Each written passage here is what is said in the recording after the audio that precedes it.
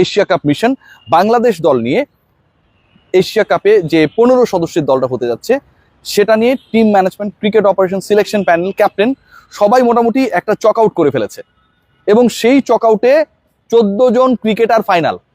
15 সদস্যের যদি স্কোয়াড হয় আপকামিং এশিয়া কাপে 14 জন ক্রিকেটার ফাইনাল। একটা স্পট নিয়ে মোটামুটি একটা বড় ধরনের প্রতিদ্বন্দ্বিতা হচ্ছে 3 ক্রিকেটারের।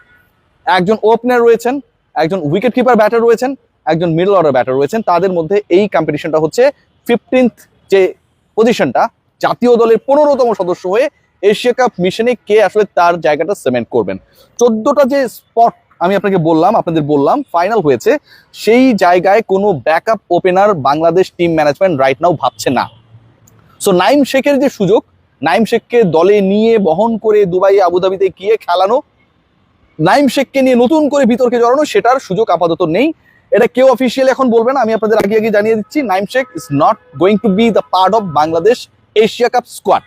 সো ব্যাকআপ ওপেনার নেই মানে মেইন ওপেনার যারা তারাই মূল ভূমিকা পালন করবেন এবং সেই জায়গাটায় তানজিদ হাসান তামিম এবং পারভেজ হোসেন ইমন এই পার্টনারশিপটা আমরা মিস করেছি।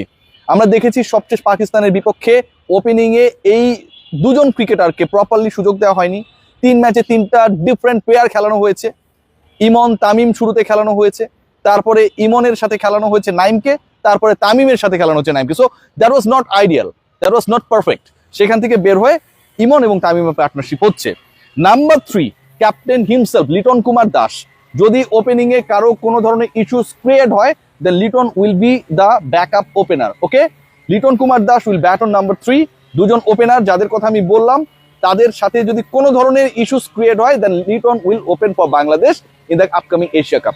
3টে স্পট আমি আপনাদেরকে বলে দিয়েছি, এই 3জনই ওপেনার বা 1 ডাউন ব্যাটার, 1, 2, 3। মিডল অর্ডারে যে লিস্টটা আমার কাছে রয়েছে যাদের স্পটটা ফাইনাল এখন পর্যন্ত, সেখানটাও রয়েছেন 3 জন।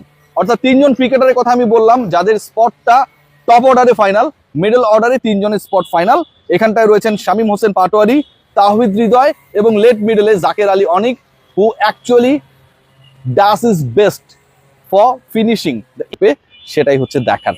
সবাই ভালো থাকবেন, টেক গ্রেট কেয়ার।